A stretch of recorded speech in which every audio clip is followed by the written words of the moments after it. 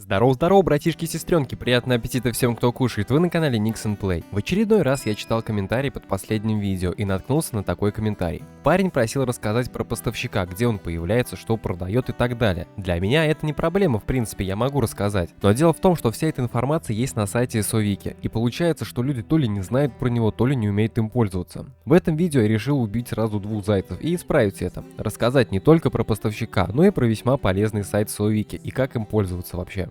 Братик, если ты только начинаешь играть на проекте, то вводи промокод Nixon при регистрации. Он даст тебе бесплатный премиум аккаунт на 7 дней. Ссылка на регистрацию в описании и закрепленном комментарии.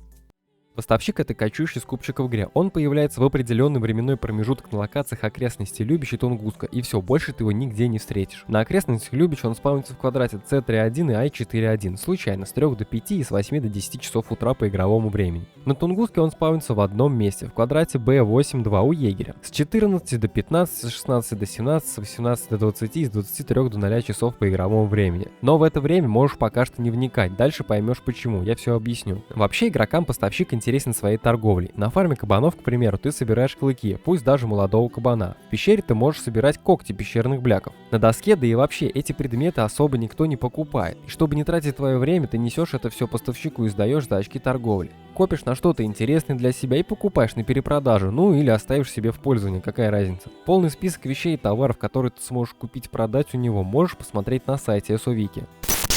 Теперь я открою для тебя клондайк информации, научу ей пользоваться, чтобы тебе было намного проще ориентироваться с квестами, персонажами и с любой составляющей в игре. Сайт называется SOWIKI, прям так и пиши в поисковой строке. Находим, к примеру, поставщика, о котором как раз сейчас разговариваем в этом видео. Теперь для того, чтобы рассчитать время его появления на локациях, меняем значение в строках. Выбираем локацию, на которой сейчас находимся, в моем случае это окрестности Любич. Выбираем время на локации показывается в левом верхнем углу, рядом с картой. Далее устанавливаем дату и время, как у тебя на компьютере. Получаем таблицу и время в ней, в которой заспавнится поставщик. Время в таблице смотреть не по игровому времени, а по твоему реальному, которое указано у тебя на компьютере или на часах. На окрестностях есть один нюанс. Если поставщик не заспавнился в квадрате C3.1, то значит он заспавнился в I4.1 или наоборот. На Тунгуске он либо спавнится, либо нет, случайным образом в указанное время в таблице.